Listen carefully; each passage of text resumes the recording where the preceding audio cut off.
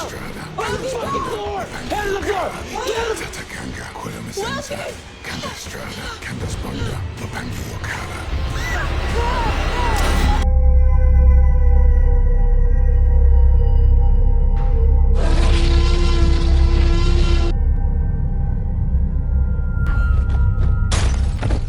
Hollywood diary के आज के एपिसोड में आप सबका स्वागत है। आज हम American web series 50 states of fried की 5वीं कहानी डेस्टिनो को हिंदी में एक्सप्लेन करेंगे।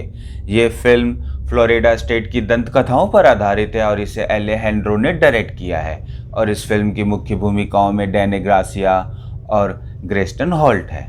और आगे बढ़ने से पहले आज का शॉर्ट आउट जो जाता है संजय नागर, दिव्या, मिस्टर वॉल्फ, सैल्यूट 72 और आबिदा खान को। तो आप सभी का हमें प्यार और सपोर्ट देने के लिए बहुत बहुत शुक्रिया।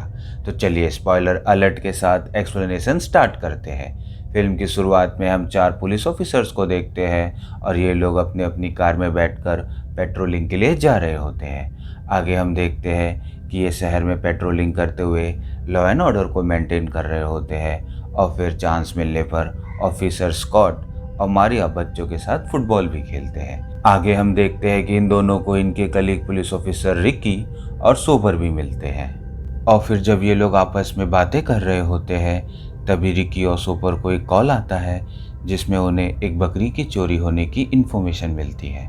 और जब वो लोकेशन बताया जाता है तो मारिया ये सुनकर एकदम से टेंस हो जाती है, यहाँ तक कि वो अपने पार्टनर स्कॉट को बोलती है कि ये कॉल हमें लेना चाहिए।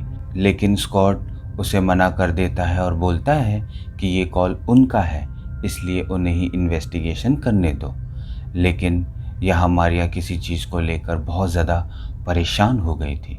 वहीं दूसरी तरफ हम देखते हैं कि रिकी और सोपर जब उस कॉल वाली लोकेशन पर पहुँचते हैं तो वहाँ उन्हें एक बच्चा दिखता है जो उनसे पूछता है कि वो लेडी पुलिस ऑफिसर कहाँ है। मतलब साफ है कि वो मारिया के बारे में पूछ रहा था।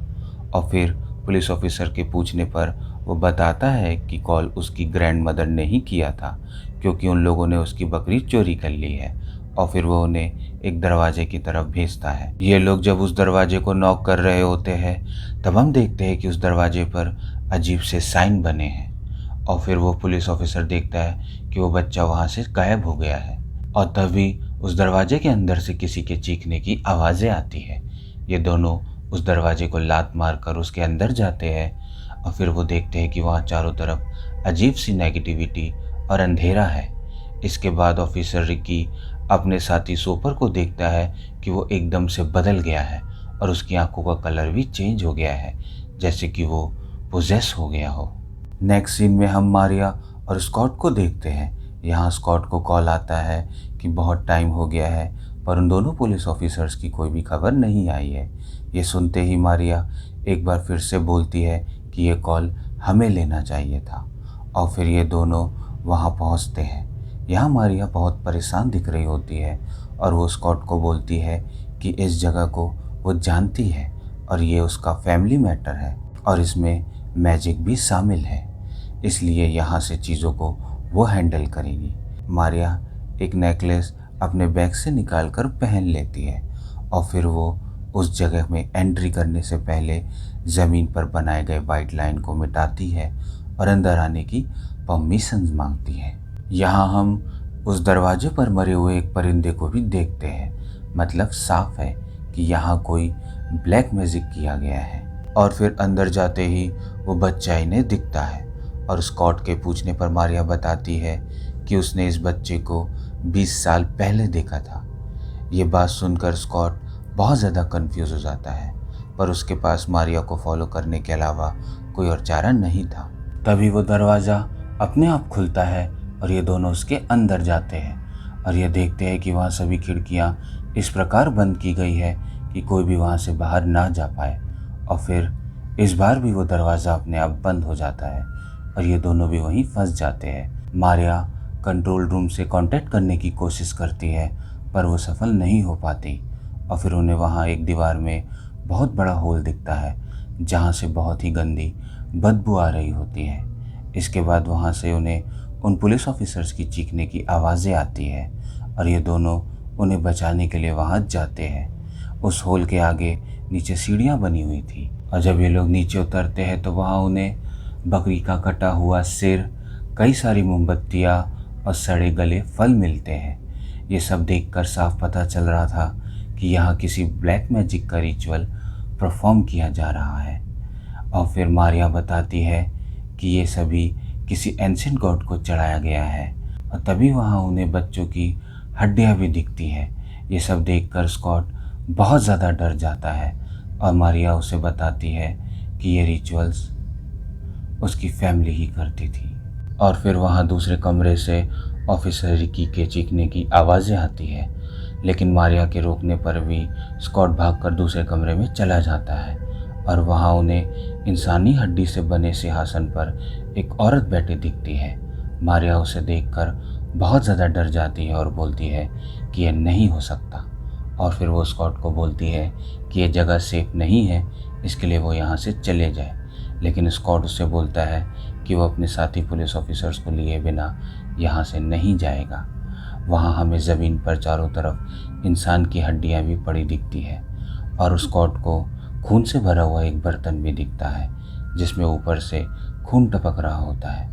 और जब वो ऊपर की ओर देखता है तो वहाँ उसे रिकी की लाश दिखती है जिसका सिर काट कर किसी ने उसे उल्टा लटका दिया था। तभी वहाँ एक आदमी आता है और वो मंत्र पढ़ता है और उसके मंत्रों से स्कॉट पोजेस हो जाता है और उसके इशारे पर मारिया पर ही गोलियां चलाने लगता है। मारिया किसी तरह बचती है और फिर वो उस आदमी को शूट कर देती है।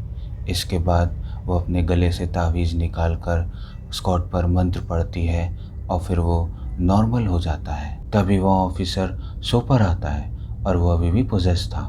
वो धारदार हथियार से स्कॉट पर लगातार वार करता है। यहाँ स्कॉट को बचाने के लिए मारिया सुपर को शूट करती है और फिर फाइट करते हुए उसके ही हथियार से उसे मार देती है। वो वापस स्कॉट के पास जाती है पर घायल स्कॉट उसके सामने ही दम तोड़ देता है। इसके बाद हम देखते हैं कि मारिया उस हड्डियों के सिंहासन पर बैठी औरत को बोलती है कि मेरी माँ ने तुम्हें मार दिया था ताकि मैं यहाँ से भाग सकूँ, इसलिए ये तुम नहीं हो सकती।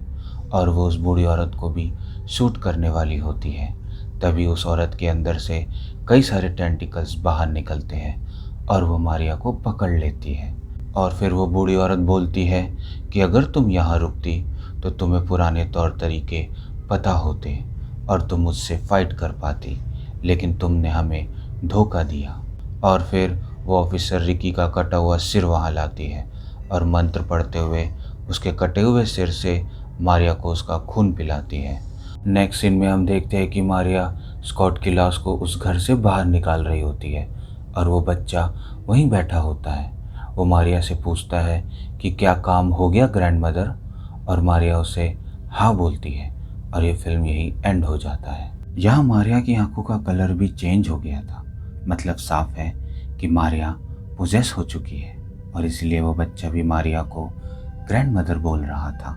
और वो छोटा बच्चा भी या तो घोस्ट है या फिर शैतान, क्योंकि मारिया ने कहा था कि उसने उसे 20 साल पहले देखा था और कोई भी नॉर्मल इंसान 20 साल तक बच्चा नहीं रह सकता। और इस कहानी में मारिया की फैमिली को किसी कल्ट ग्रुप का मेंबर बताया है जो शहर में रहते हैं और किसी शैतान की पूजा करते हैं और वो उसमें ब्लैक मैजिक का भी यूज़ करते हैं और इंसानों की भी बलि देते हैं। और ये भी हो सकता है कि वो बूढ़ी औरत ही वो एंशिएंट गॉड या शैतान हो जिसकी ये लोग पूजा करते हैं। यहाँ ये हो सकता है कि जब मारिया की माँ ने उसे मारकर किसी रिचुअल के जरिए वहाँ बांध दिया, तब वो शैतान उस डेड बॉडी पर हावी हो गया और उसे वहाँ से निकलने के लिए किसी पावरफुल बॉडी की ज़रूरत थी, इसलिए उसने मारिया को चुना। तो इस बारे में आप क्या सोचते हैं, हमें अपनी राय कमेंट बॉक्स में ज़रूर बताएं। और यदि आपको ये वीडियो पसंद आया है तो लाइक करना ना भूलें और अपने दोस्तों के साथ शेयर भी कीजिए। और यदि आपने अभी तक हॉलीवुड डायरी को सब्सक्राइब नहीं किया है तो इसे अभी सब्सक्राइब कीजिए और बेल आइकन को भी ऑन कर दीजिएगा ताकि हमारे आने वाले वीडियोस का भी आपको नोटिफिकेशन मिल जाए। और आप सभी मेरे भाई के channel the tales of the movies को भी सब्सक्राइब कर लीजिए। वहाँ पर भी आप सभी को इसी तरह इंटरेस्टिंग मूवीज़ की एक्सप्लेनेशन मिलेगी और उसका लिंक आपको नीचे डिस्क्रिप्शन में मिल जाएगा। और आप सभी हॉलीवुड डायरी को ट्विटर और इंस्टाग्राम पे भी फॉलो कर सकते हैं और उसका भी लिंक आपको नीचे डिस्क्रिप्शन में मिल जाएगा।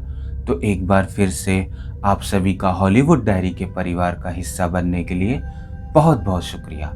हम फिर मिलेंगे आप सभी से नेक्स्ट वीडियो में। तब तक के लिए गुड बाय।